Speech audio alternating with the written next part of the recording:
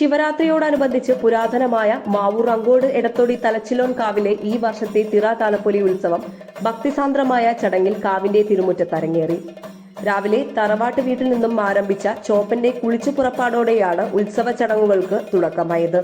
തുടർന്ന് വെള്ളന്നൂർ ചന്തു സ്മാരക തിറയാട്ട കലാസമിതി അവതരിപ്പിച്ച തലച്ചിലോൻ വെള്ളാട്ട്, മലക്കാരി വെള്ളാട്ട്, തായമ്പക, പന്തലാട്ട്, വിവിധ തിറകൾ എന്നിവ അരങ്ങേറി.